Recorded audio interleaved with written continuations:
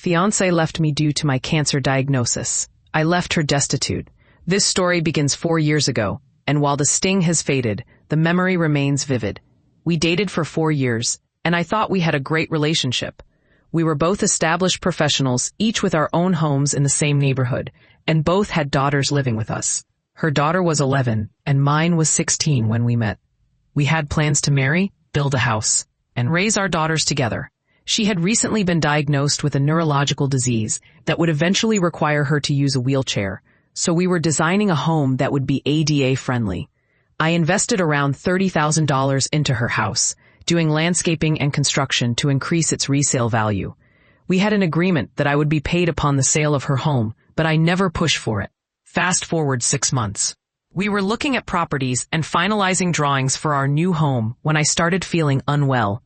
I couldn't eat, was constantly vomiting, and noticed blood. My abdomen became swollen, which was unusual since we both maintained healthy lifestyles. I went to the doctor, and during this time, she began experiencing cognitive issues due to stress at work, leading her to take a pay cut.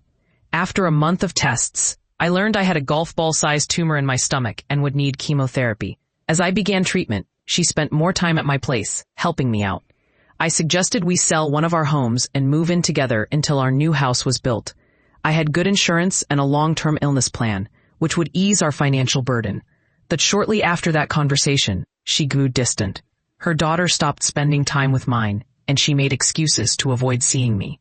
Then came the shocking text. I love you, but I can't see myself taking care of someone this sick in the long term. I don't think we should see each other anymore. It broke me. I had opened my heart to her after losing my wife when my children were so young. The next day, I packed her things neatly and left them on her porch to avoid an awkward encounter. As I walked around to the back, I saw her on the couch with a man she had introduced as a lifelong friend. I had shared meals and vacations with them. I chose not to confront her and simply texted that her belongings were on my porch. Months later, I learned from his ex-girlfriend that they had been involved for some time, right around when we were finalizing our plans. I was furious and felt a need for revenge. I had finished my treatments and was feeling better when I found a file containing $32,680 in unpaid invoices for the work I had done on her home. I sent them to my attorney to start lien proceedings. It turned out I acted just in time. She was about to sell her house. With interest and attorney fees, she ended up with about $10,000 after selling her home, forcing her to back out of buying another and move in with her daughter and grandchildren. She even had to leave her job and go on disability. I ran into her a year later, and she looked like she had aged 20 years, now in a wheelchair. We exchanged brief pleasantries, and I moved on.